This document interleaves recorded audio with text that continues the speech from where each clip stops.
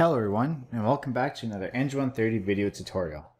Now this tutorial is special because this marks the first tutorial video for sample final questions. So before we begin, there's a couple things, a little disclaimer I'd like to give to you all. The first is, I'm going to say midterm a lot. I don't know, for some reason I get final confused with midterm, so if I say midterm, I'm not talking about the midterm, definitely talking about the final. So please excuse that, that's going to happen quite a bit. The second one, which doesn't apply to this example, is I always seem to say shear force bending moment. No, that's actually the correct way. But I get those diagrams mixed up. So for examples of question 2, if you guys hear that, don't be alarmed. That's just me being an idiot, as always. But we're not doing that right now. Today we're going to start with the 2013 final, question 1. Now the 2013 final holds a special place in my heart, because that's the one that I had to suffer through. And it's actually very deceiving, because when you open up to this nice truss question, it actually looks very, very nice. But as you'll see, the remaining questions are actually quite garbage. But we'll get to those as we get to them. For now, we're going to focus on question 1.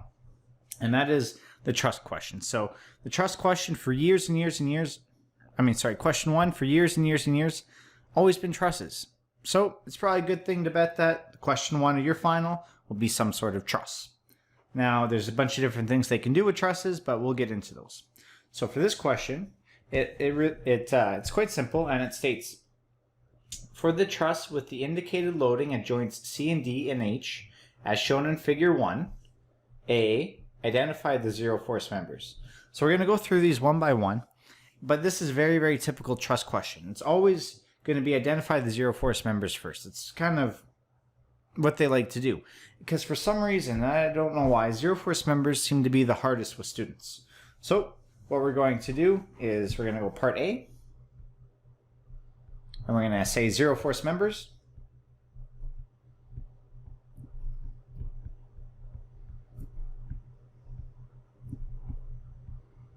And what I'm going to do real quick is, before we get into them, I'm going to show the 2 cases we have to look for when doing zero force members. So I'm going to draw 2 joints. So these are for the 2 separate cases. So I guess I'll label this one case 1 and case 2. And these are the only 2 cases that you guys have to know.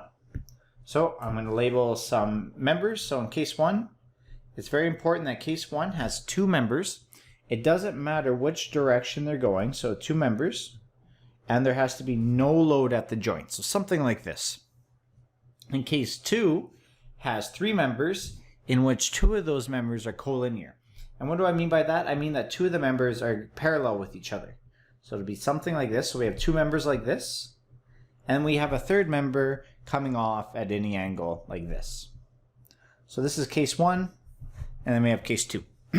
So remember, something about these cases, there should be no loads at the joints. No loads at the joints. So I'm going to write that down because this is very important. No loads at the joints.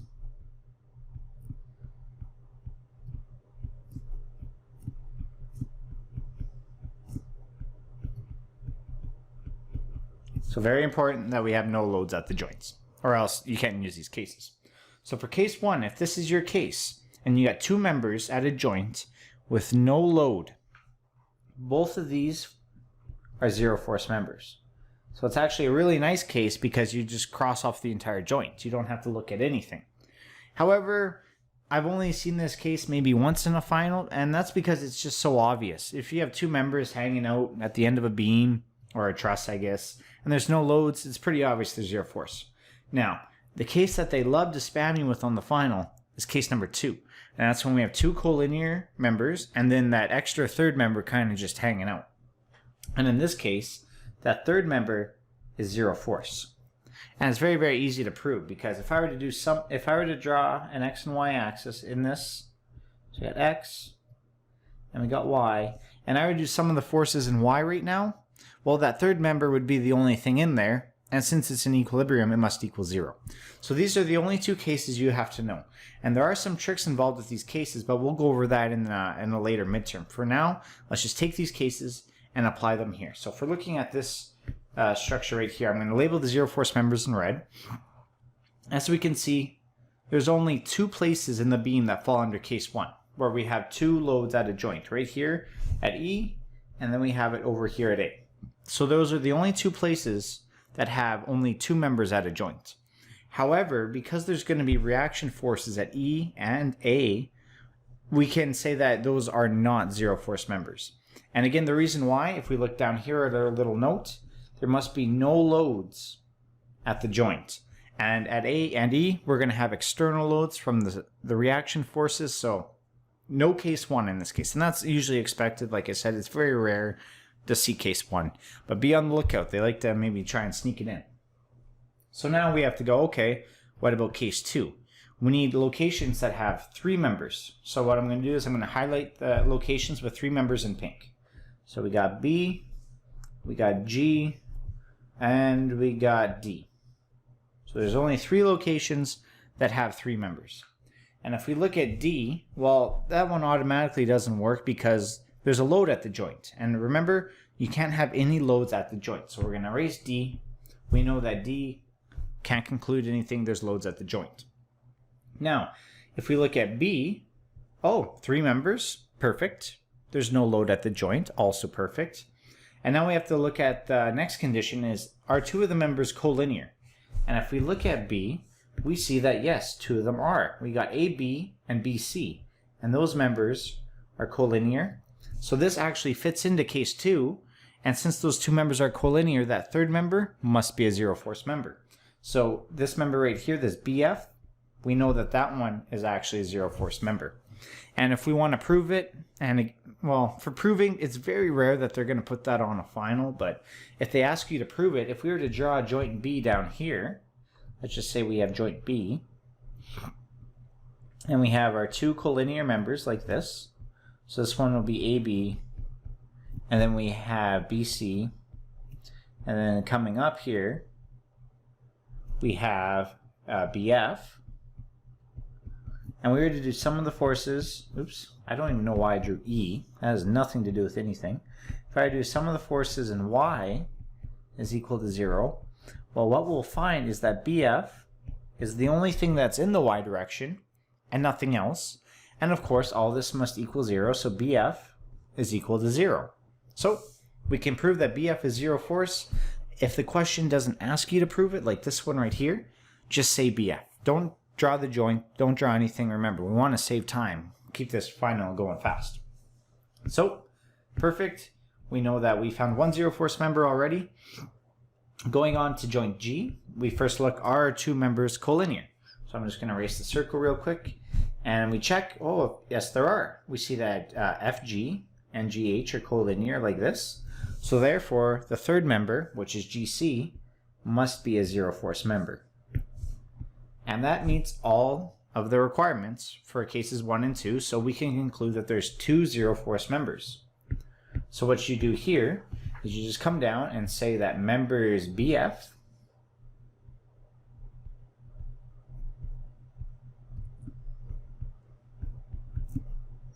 and we check our second one, and CG or GC and CG are zero force members.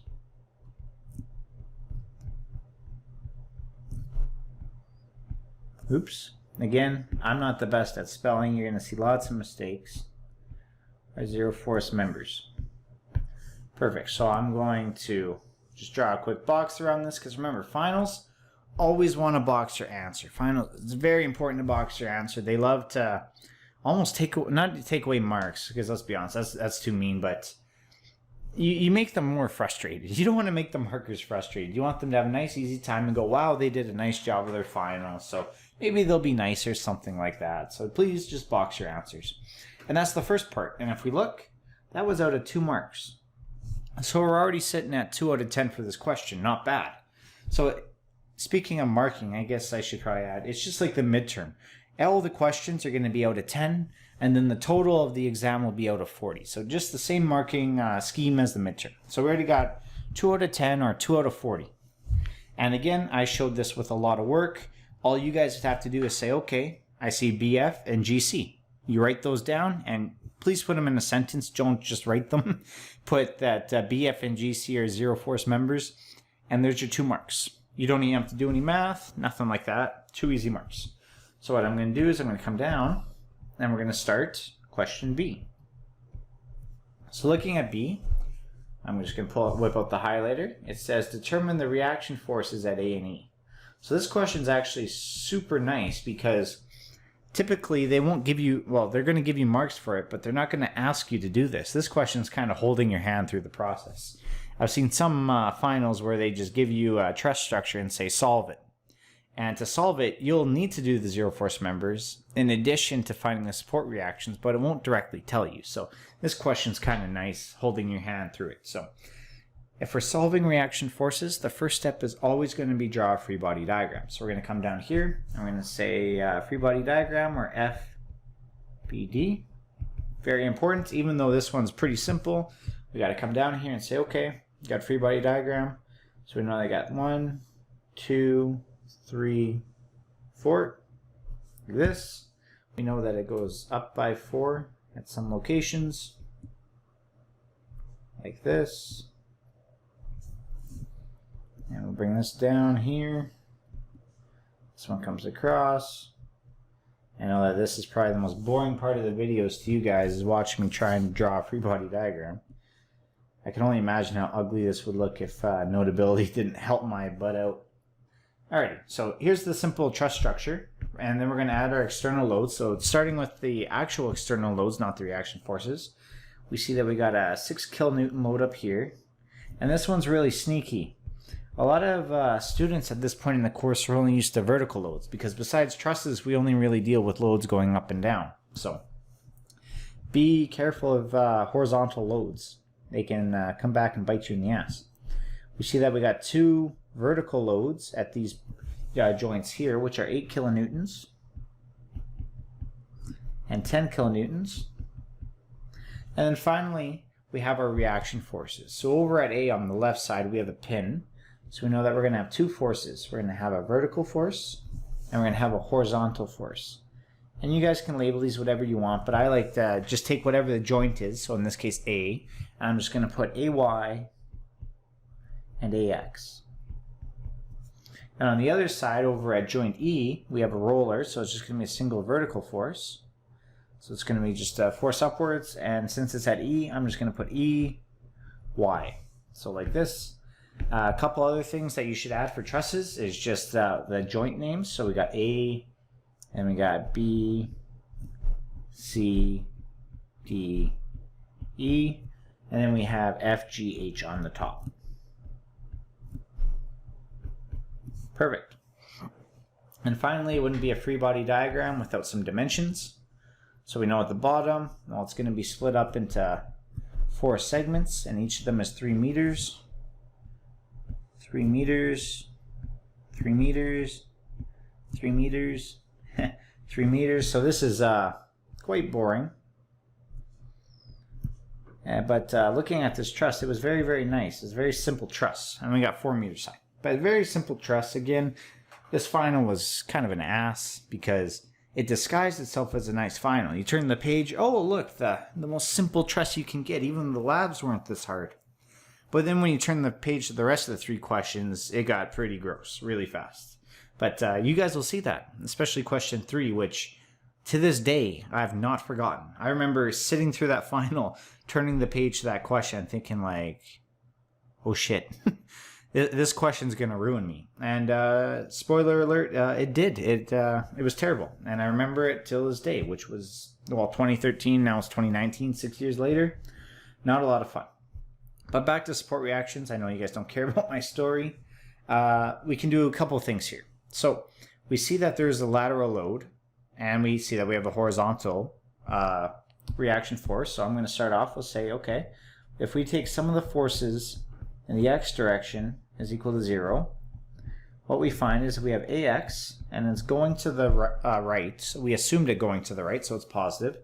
And we have plus 6, because we have the 6 kilonewtons at top, also going to the right, but that's it. So it's in equilibrium. We could say it's equal to 0. So when we solve this, what happens is we get AX is equal to -6. But we know that AX is not actually negative. It just means AX is 6 kilonewtons, but the direction is opposite of what we assumed. So we assumed it's going to the right. Well, it's actually going to the left. So we're just going to put a little arrow there indicating it's actually going to the left. So there's the first one, nice and easy. But now we start to run into a little bit of trouble because we got AY and EY. So if we were to take some of the forces in Y right now, well, we're not going to get anywhere because we're going to have two unknowns, only one equation. So it's always best before we do that to take the sum of the moments. So if I go sum of the moments, and then we have to pick our point. So I usually like to take it about the pin. It always seems to work well for me. So I'm going to go sum of the moments around A is equal to 0.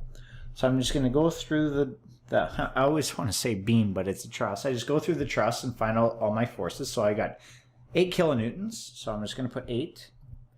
It's a distance of 6 meters away. So the 3 plus the 3.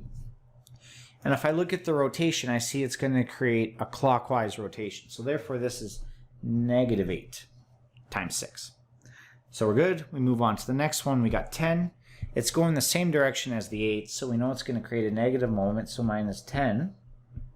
And then its distance is going to be 3 plus 3 plus 3, so this one's going to be 9 meters away.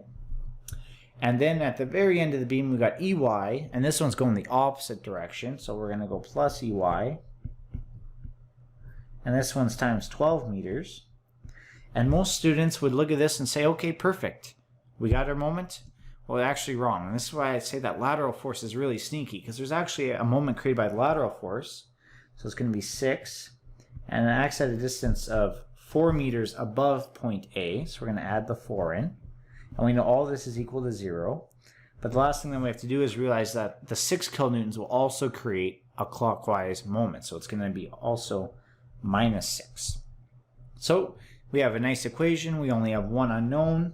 We can solve for all this, and what we'll find is that EY is equal to 13.5 kilonewtons. And it was a positive answer, so our assumed direction of up is actually correct. So we can just keep that as a little arrow up, and we're going to box it like this, and we're good to go.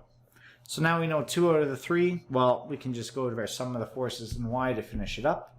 So if I come down here and I go sum of the forces in Y equal to 0, I can just go from left to right on the beam. So looking at the very left side, well, we got AY going up. And then coming across, we see that we have an 8 kilonewton force and a 10 kilonewton force going downwards. So minus 8. Minus 10. And then at the very end of the beam, we got EY going upwards, but we know EY. And EY is 13.5. So plus 13.5, and that's also, it's equal to 0. So it's very, very easy to solve for, and we get AY is equal to 4.5 kilonewtons. And it's also a positive answer, so our assumed direction of up is correct. So I'm just going to put up. Put a little box beside it. Again, please box your answers. Very, very good practice to do on exams. So we solve for 3 reaction forces. If we look up at B, also complete. So the first 2 parts of this was actually very simple, very quick. Now we're going to get into something that's more kind of truss orientated. And that's determine the forces in members CD, CH, and GH using the method of sections.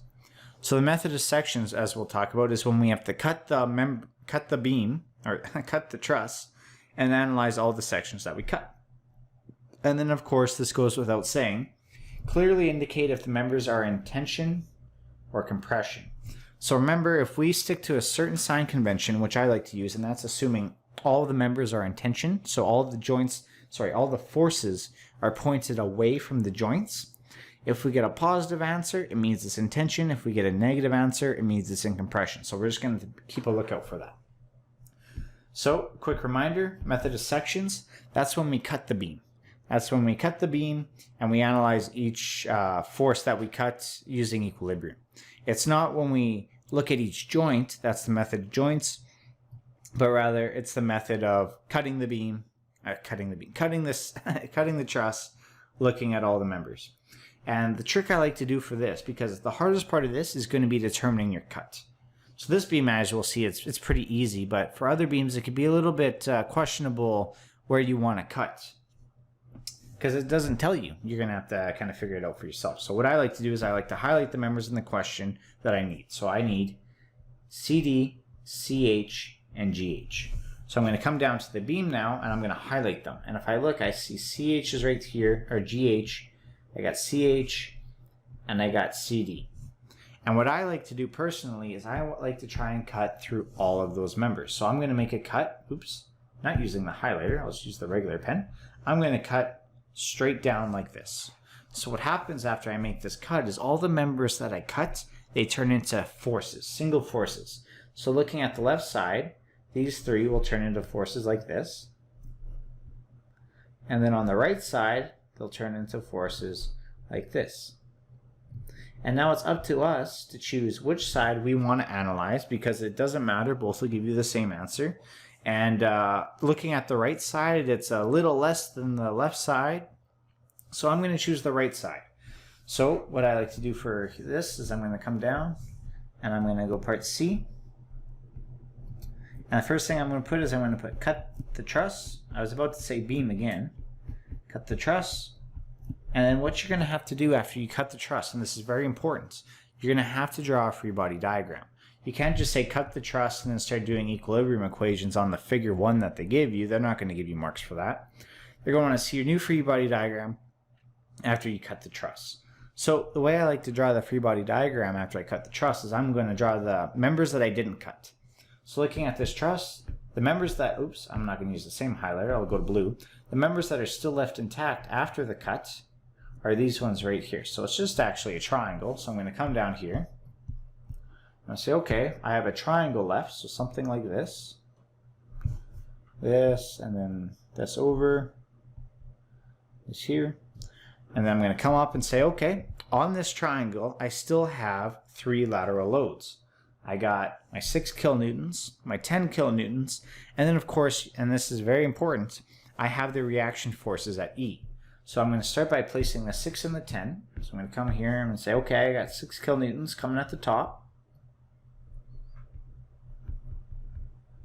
I got 10 kilonewtons coming down this way.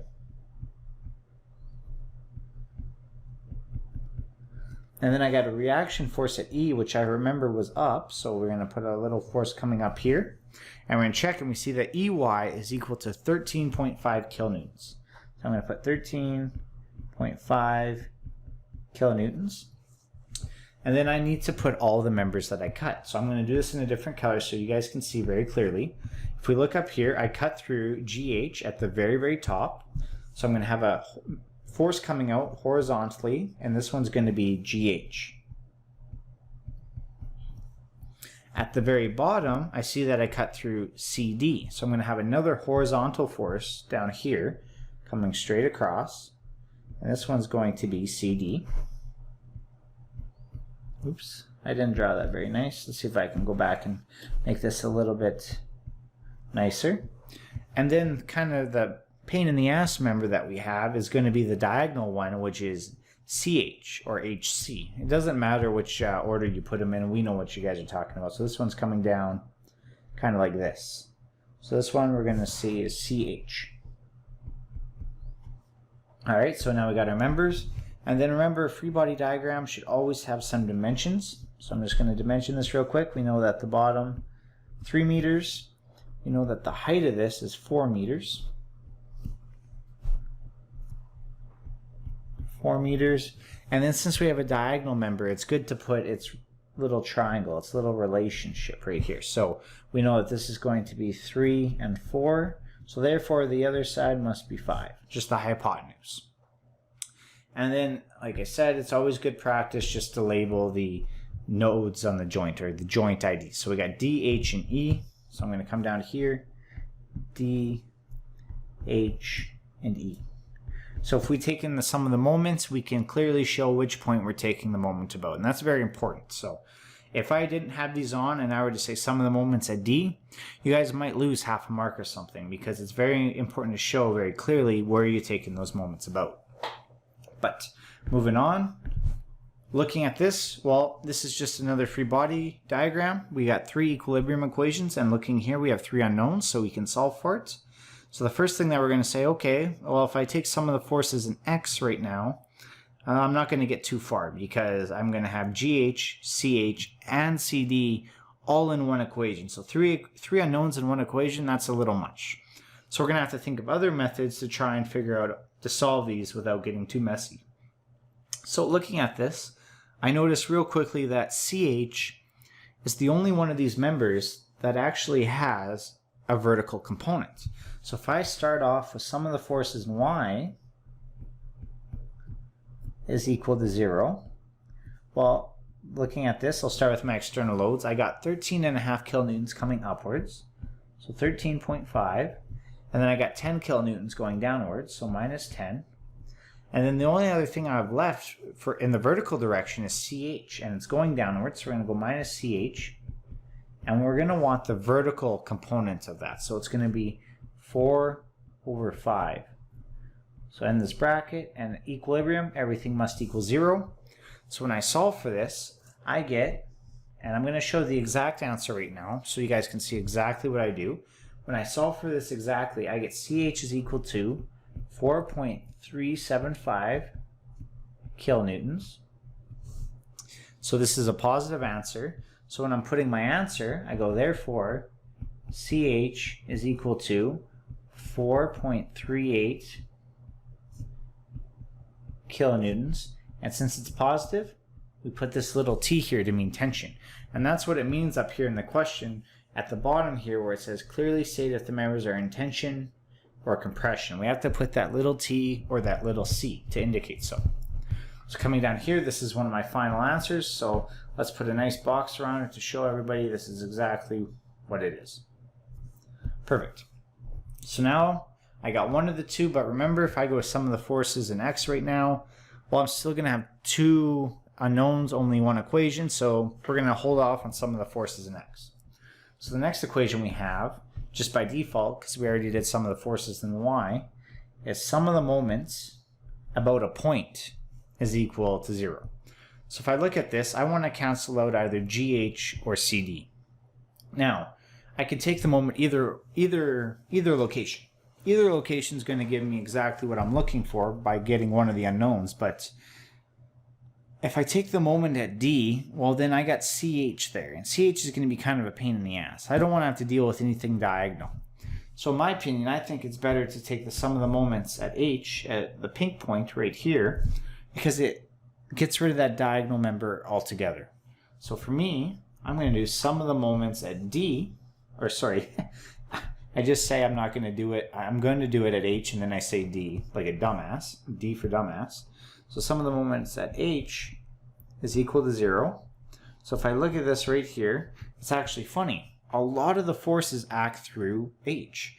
GH acts through H, the 6 acts through H, CH acts through H, and then the 10 kilonewtons at the bottom also acts through H. So the only thing I'm going to have in this equation is going to be the 13.5. We're going to have the 13.5, which acts at a distance of 3 meters. And we see it creates a counterclockwise rotation, so a positive moment. And then we got the CD, which is going clockwise, so minus CD. And this one acts at a distance of 4 meters. And all of this is equal to 0. So there's actually only two components to this equation. It's pretty nice.